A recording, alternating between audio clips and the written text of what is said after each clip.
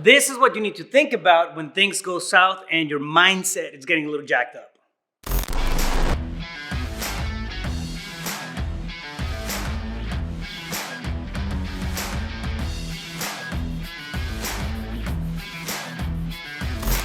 Fam, what's up? Welcome back to the Entrepreneur Mindset series.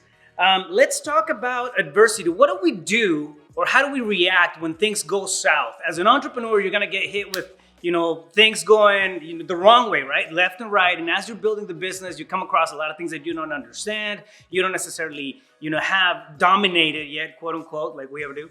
How do you react from a mindset standpoint? What is your default reaction, right? I want to talk about that. Before I do, I want to ask you that if you like the content that I'm putting out there for you on a regular basis, please subscribe, like, and share it. Send this to somebody who you think might benefit from all the stuff that I do on a weekly basis.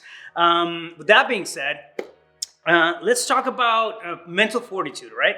Well, I've tackled that topic to the ground, but I think it's important to have the awareness of what happens and how we get triggered. What do our default reactions say about the person that we're becoming, right? And the leader that we're becoming, because you have to be a leader to be an entrepreneur. What is your coping mechanism? It's a big question. How do you cope with emotions? How do you cope with emotional stress? And stress doesn't necessarily need to be bad, right? You can have, happy stress. You can have, bad stress. You can have things that help you in a good way. So there's good stressors and bad stressors.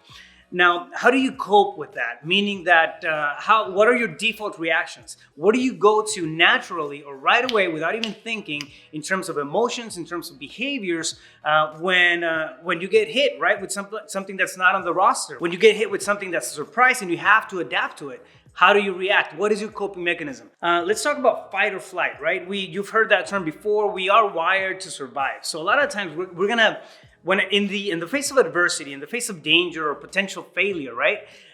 We are gonna retract to that space of safeguarding. So one of your coping mechanisms, whenever you come against failure, for example, if you're building a business and you get hit and you have failure, or the deal goes south and whatnot, a lot of times what happens is we have the natural tendency to just kind of recoil, right? And start having self-doubt and second-guessing our actions, second-guessing our path, second-guessing the pure fact that we're trying to be entrepreneurs and build this thing that's, it's part of our dreams. That's conditioning. All of that comes into play, not because you don't have the emotional intelligence to deal with it, but it's because of all the stuff that you've learned in the past. For example, a lot of the conditioning that I adopted came from, when I was little, playing Little League, right? I used to suck. Well, I still suck at baseball, right? So, I would do really, really good in practice. I would hit the ball, I would run, I would do everything. And when it came down to actually being on the game and I went to bat, the attention was on me and I would freak out. I wouldn't see the ball. I would swing like 2 seconds later. It was horrible. It was just sad. A lot of my friends just, to this day, they'll tease me, right?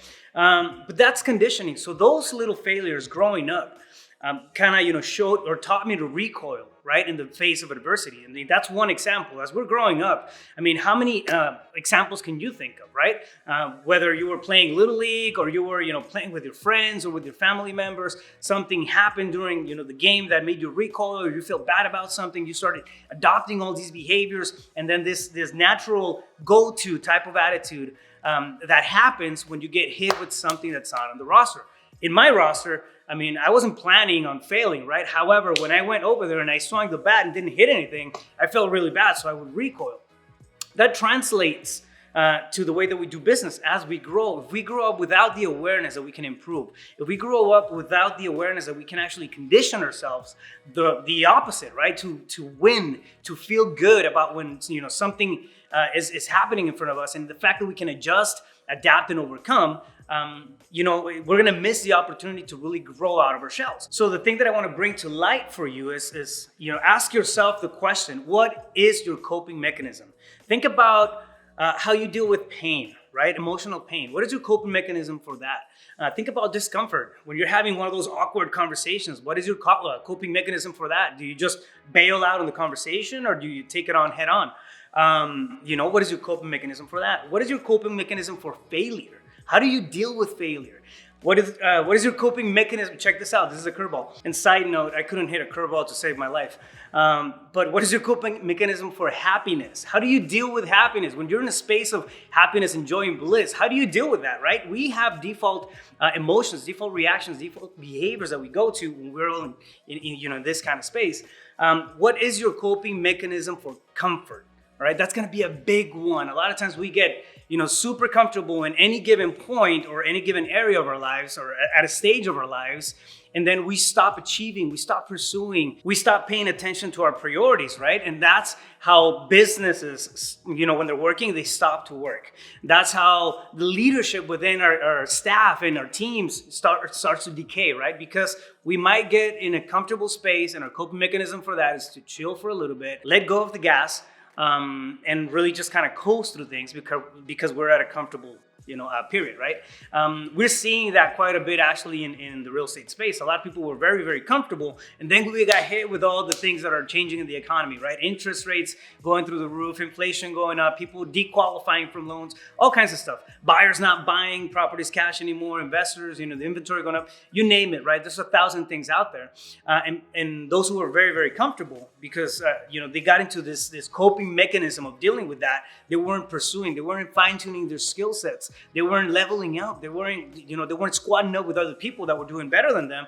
A lot of those people are getting hit and facing potential failure. So what I want to ask you is again, how do you cope with all these things? Have the awareness, have the understanding, that you have a default, you have a go-to type of emotion, right? For each one of these things. Identify what those are. Mine, for example, is humor. In the face of adversity, in the face of something going wrong, I'll chuckle.